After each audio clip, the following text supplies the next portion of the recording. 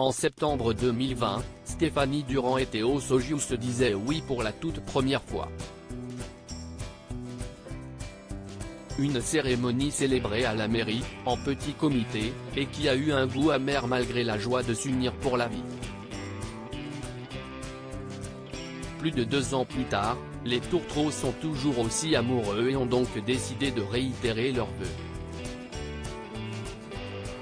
L'occasion pour eux d'organiser une fête digne de ce nom et de réunir tous leurs proches, sans aucune contrainte sanitaire à l'horizon.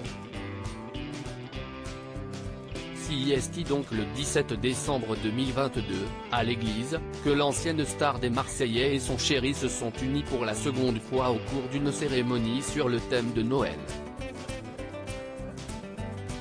Sur son compte Instagram, la maman de Lohan est revenue sur ses premières noces ratées.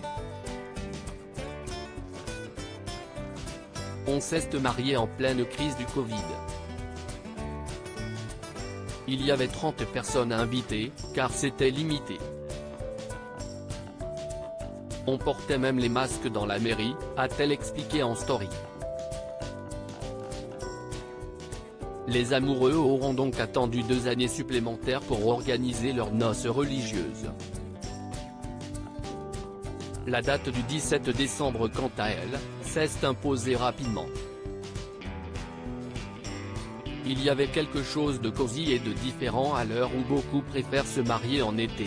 Stéphanie Durand, elle, se félicite de son choix original. Il y avait quelque chose de cosy et de différent, je suis plus que ravie. Pour les prestataires, ça a été le rush, il y a eu beaucoup de travail derrière. Ça a été très compliqué de se marier à l'église déjà de trouver une qui acceptait de nous marier. J'ai eu beaucoup d'églises qui ont refusé de nous marier, car on ne respectait pas les 9 mois de préparation, a-t-elle révélé. Dans la précipitation, les amoureux ont rencontré d'autres galères de taille. 3 semaines avant le mariage, la dame de la paroisse me dit qu'il y a un papier à remplir, une demande prénuptiale. Il fallait absolument signer ce papier, sachant que Théo était parti à Miami.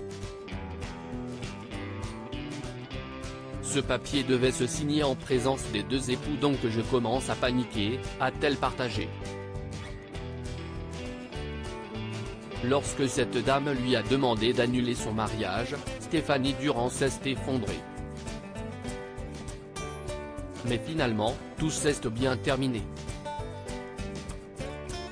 J'ai été remplie d'émotions quand je suis rentrée à l'église avec mon père, je n'ai fait que pleurer, a-t-elle conclu. Longue vie aux jeunes mariés.